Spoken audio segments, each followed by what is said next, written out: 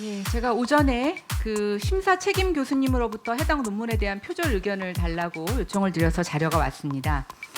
여기 성명으로 기재되신 박기안 경희대 명예교수님이 심사위원장이십니까? 아니면 심사위원 중에 한 분이십니까?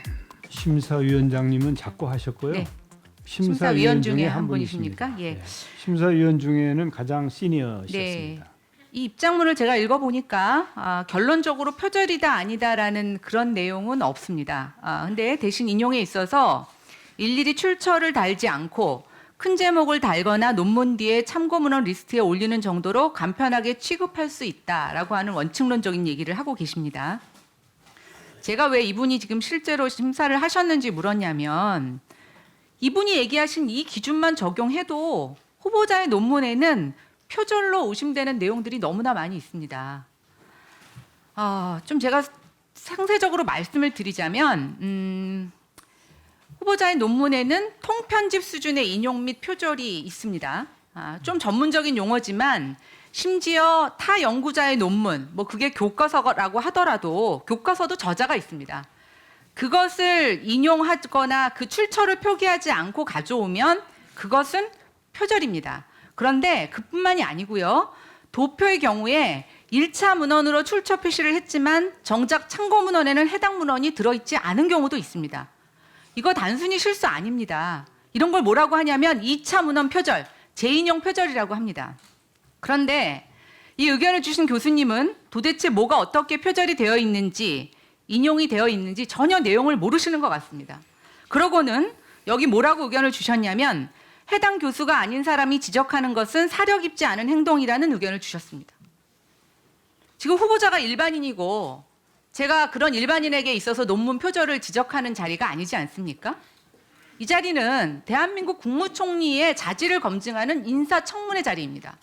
인사청문위원회 자격으로 의견을 여쭌 건데 어떻게 이런 의견을 주실 수가 있습니까? 일단 청문회에 보내는 공식 의견을 이런 식으로 보내셨다는 거에 대해서 저는 매우 부적절하다고 판단이 되고 심히 유감을 표합니다. 후보자님, 저는 정세균 과거 의장님 굉장히 존경하던 의원 중에 한 사람이었습니다. 그리고 저도 지금 4년 정도 정치인을 하면서 저는 정치인들이 좀 더 솔직해져야 된다고 생각합니다. 논문을 집중적으로 쓸 수 없죠.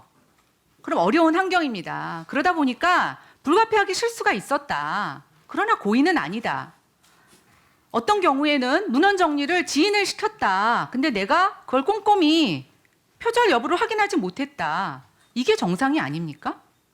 그런데 본인 흠집 잡히실까 봐 대한민국 표절의 기준을 지금 완전히 바꾸고 계십니다. 고무줄로 적용하고 계시고요. 이게 맞는 겁니까? 이게 우리가 해야 되는 새로운 정치 개혁이고 새로운 정치입니까? 저는 정말 이해가 되지 않습니다. 또 하나 제가 지금 이걸 쭉 박사학위 논문과 관련돼서 보면서 좀 의구점이 있어서 여쭙겠습니다. 박사학위를 받으신 시기를 제가 헤아려 보니까 재선 의원 당시이시더라고요. 정확히 2000년 3월에 입학하셔서 2004년 2월에 졸업을 하셨습니다. 딱 16대 국회 임기하고 일치합니다. 당시 후보자는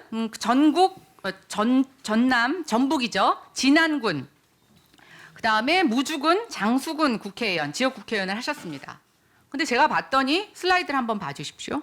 동시에 국회 예산결산특별위원회 간사, 국회 공적자금 운용 실태 규명을 위한 국정조사특별위원회 위원장, 새천년 민주당 정책위 의장, 국회 정치개혁특별위원회 간사, 열린우리당 정책위 의장, 그다음에 박사학위를 받으셨던 2004년에는 열린우리당 원내대표를 역임하셨습니다. 제가 이걸 조금 전반기 후반기로 나눠서 정리를 해봤더니 16대 국회 전반기에는 상임위 2개, 특위 3개, 당직 2개를 맡으셨고 박사학위 논문을 쓰셨을 것이라고 생각되는 후반기에는 상임위 2개, 특위는 자그마치 5개, 당직은 4개나 맡고 계십니다. 이건 정말 개인적으로 좀 여쭤보는 건데요. 저는 초선이라 의정활동 4년 동안 너무나 바빠서 아무것도 못하고 정말 헉헉거렸는데 재선을 하게 되면 이렇게 여유가 생기는 겁니까, 의원님? 지금 질문을 하시는 요지가 무슨 말씀인지 정확하지가 않은데요. 그럼 제가 논문을 안 썼다고 주장하시는 아니요. 겁니까? 그래서 제가 한번 다시 아니면 여쭤보겠습니다. 무슨 말씀을 하시는 겁니까? 예, 아니요. 그러니까 제가 여쭤보는 제가- 건데요. 아니 저도 좀 말씀 좀 할 수 있도록 해주시죠. 지금 벌써 5분이 지났지 아니 않습니까? 그러면 제가 처음에 여쭤보겠습니다. 제가 논문을 안 쓰셨다고 여쭤본 건 아닙니다. 근데 이렇게 바쁜 과정에서도 그렇게 공부를 하셨다는 이유는 아까도 얘기하셨지만 정치인이시고 그냥 공부를 하고 싶어서 하셨다고 하셨습니다. 그렇죠? 그렇습니다. 예. 그런데 이게 이렇게 가능합니까? 물리적으로? 가능합니다. 저는 어떻게 가능하죠? 중학교도 검정고시 출신이고요. 제가 미국에서 MBA를 했는데 그것도 직장에 다니면서 MBA를 했습니다. 그래서 물론 의정 활동 바쁘죠. 그렇지만은 최소한의 학업은 유지할 수 있습니다. 노력 여하에 따라서. 정말 제가 피나는 노력을 했습니다. 그런데 벌써 시간이 4년 아닙니까? 아마 우리 김연아 의원님 같았으면은 1, 2년이면 땄지 않았겠습니까? 거기에다가 제가 처음에 말씀드렸지 않습니까? 학자들 수준의 논문과 비교하면 많이 수준에 못 미칠 거다. 그리고 2007년 이전에는 비교적 연구자들의 논문에 대한 이 잣대가 좀 여유가 있었기 때문에 그런 측면도 있었다. 그렇지만은 2007년에 강화된 이 기준에 맞춰 보면 부족함이 있을 수도 있다. 거기에 대해서 아니 근데 저는 그 부분을 잘못 말씀드렸거든요. 생각하고 계시는 거기다가 겁니다. 예. 거기다가 2007년 이전에도요. 남의 논문이나 남의 저자의 내용을 인용할 때 인용 표기를 하지 않는 것은 표절입니다. 그 그리고 참고 문헌에 그 제가 적었고요. 말씀드렸잖아요. 참고 문헌에 있는 것도 있고 어떤 것에서는 참고 문헌에 없는 것도 있습니다. 그러니까 제가 말씀드리지 않습니까? 바쁜 와중에 논문을 쓰시다 보면 실수할 수 있습니다. 그렇지 않습니까? 그리고 그게 학계에서 이거는 법적인 저작권 문제도 아니고요. 윤리 규정입니다. 그러면 실수하셨다. 너무 바쁜 와중에 이 일을 많이 하시면서 논문을 쓰시니까 미처 꼼꼼히 못 챙겨봤다. 실수하셨다. 학계에서 표절로 인정하면 표절이다. 그러나 고의는 아니었다. 또 제가 여쭙고 싶습니다. 학위 여부나 아니면 표절 여부가 저는 국무총리 자격 기준의 결정적인 자료라고 근거라고 생각하지는 않습니다. 그러나 후보자님의 진실성, 후보자님이 거짓말을 하시는지 본인의 사정에 대해서 얼마나 진실하게 얘기하시는 건 저는 다른 문제라고 생각이 됩니다. 그래서 제가 말씀드리는 거지 않습니까? 표절을 인정하십니까? 고의는 아니었지만 저는 학자가 아닙니다. 학자가 아니면 표절을 해도 됩니까? 저의 논문에 대한 1차적인 평가자는 지도 교수님이라고 생각합니다. 그래서 저는 2006년도에 산업자원부 장관 청문회를 할 때 이 논문을 위원님들께 다 제출을 했습니다. 그때는 아무 문제가 없었습니다. 그런데 2012년에 제가 전라북도의 무진장 임실에서 정치를 하다가 종록으로 출마를 하기 위해서 종록으로 옮겨옵니다. 그때 귀당해서 저의 논문을 문제 삼습니다. 그래서 그때부터 제가 교수님들께 저의 논문에 대해서 이런 문제가 제기되는데 어떻게 했으면 좋겠습니까?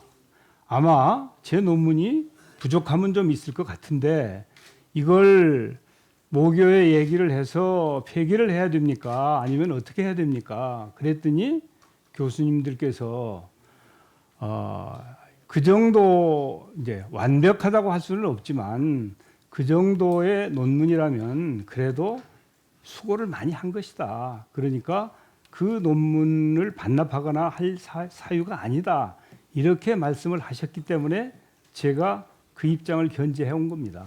그러니까 뭐 학위를 반납하시고 이런 문제는 다른 문제라고 생각이 되고요. 아니, 제가 아니죠. 표절 이걸 교수님들한테 윤리성위원회를 열어서 이 논문의 표절 여부를 심사를 보신 건 아니지 않습니까? 지도 그렇습니다. 교수님하고만 예. 얘기하신 거지 않습니까? 물론입니다. 네네. 그렇죠. 개인적으로 얘기하는데 저도 학교에서 강의를 하고 학생도 돼봤습니다. 특별한 문제가 없다라고 하면 굳이 논문을 쓴 사람을 학위를 취소할 이유는 없습니다.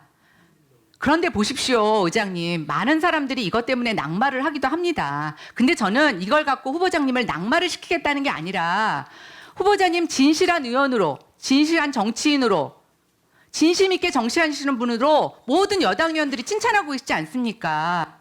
저는 이 표절을 인정해 달라고 말씀드리는 겁니다. 대신 고의는 아니었죠.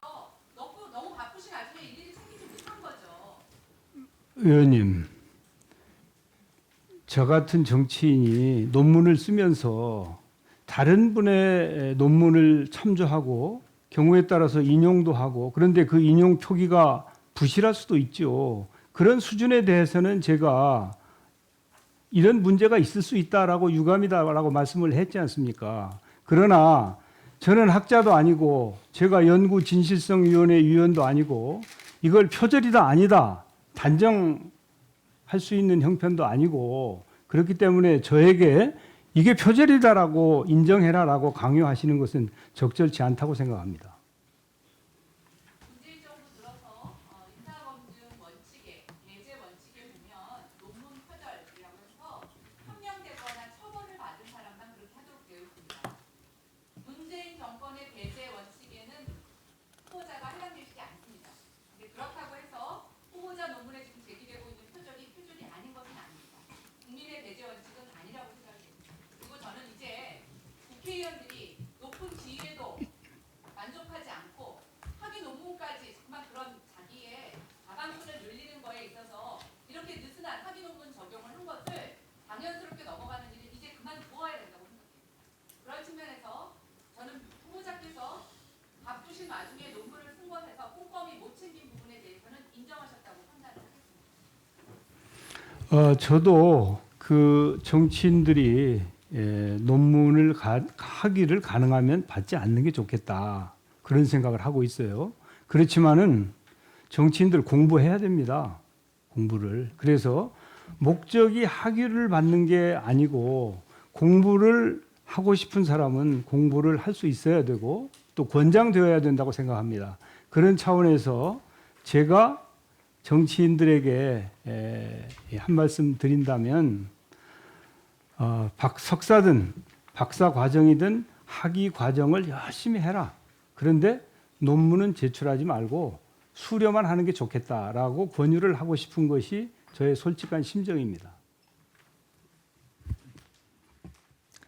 수고하셨습니다.